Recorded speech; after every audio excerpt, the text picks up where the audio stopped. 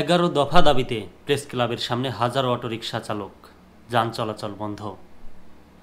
Battery চালিত যানবাহন বন্ধে হাইকোর্টের আদেশ প্রত্যাহার সহ 11 দফা দাবি আদায়ে জাতীয় প্রেস ক্লাবের সামনের রাস্তায় জড়ো হয়েছেন হাজারো ব্যাটারি চালিত রিকশা চালকরা।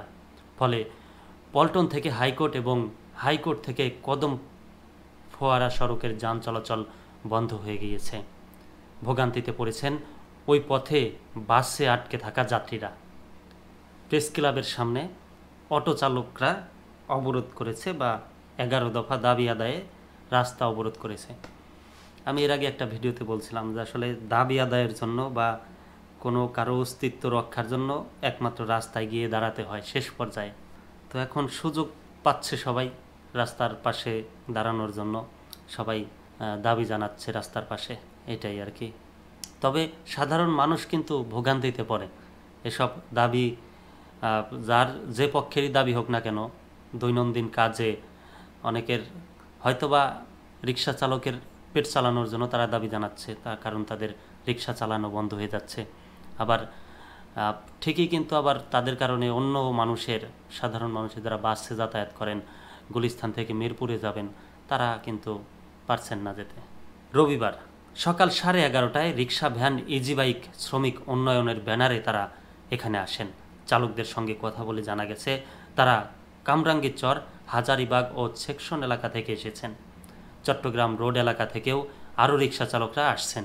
আসলে এটা রিকশা চালকদের হয়তোবা, আমি জানি না, কোনো সংবাদ মাধ্যমে বা কোথাও তাদের বয়ান পাই নাই, হয়তোবা তাদের বড় একটা সমস্যাই। কারণ কেউ কিস্তি তুলে, কেউ জমি বিক্রি করে, কেউ বা টাকা হাওলাত করে, এই বা কেউ তার জীবনের কিছু সময় ব্যয় করে বা সময়ের কষ্ট পার করে একটা অটোরিকশা কেনে, যে বাকি সময়টা সে পার করার জন্য ইনকাম করে বা আয় উপার্জন করে। কিন্তু সেই রিকশা যদি কেনার পরে চালাতে না পারে অটোরিকশা, তাহলে তো অবশ্যই মাঠে নামবে, রাস্তায় নামবে, দাবি জানাবে। এটাই সরজমিনে দেখা যায় বিশাল একটি মিছিল ঢাকা বিশ্ববিদ্যালয় এলাকার দোয়েল চত্বর, হাইকোর্ট, মাজার মোড়, কদম ফোয়ারা হয়ে জাতীয় প্রেস ক্লাবের সামনে আসে। মিছিলে হাজারো ব্যাটারি চালিত অটোরিকশা চালকরা ছিলেন। এ সময় তারা ব্যাটারি চালিত যানবাহন বন্ধে হাইকোর্টের আদেশ প্রত্যাহার করতে হবে স্লোগান দিতে থাকেন। পরে প্রেস ক্লাবের সামনে এসে তারা রাস্তায় বসে পড়েন। প্রেস ক্লাবের সামনে একটি পিকআপ ভ্যানে লাল ব্যানারে সমাবেশ মঞ্চের আয়োজন করেছে রিকশা, ভ্যান, ইজি বাইক শ্রমিক ইউনিয়ন। মঞ্চে ইউনিয়নের কেন্দ্রীয় নেতারা বক্তব্য রাখছেন।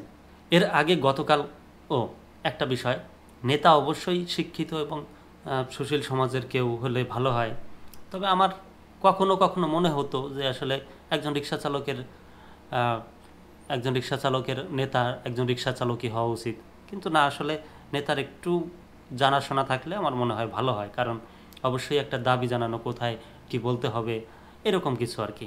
এর আগে গতকাল 23 নভেম্বর পুরানো পল্টনের মুক্তি ভবনে আয়োজিত এক সংবাদ সম্মেলন ইউনিয়নের সাধারণ সম্পাদক আব্দুল কুদ্দুস 11 দফা দাবি জানান।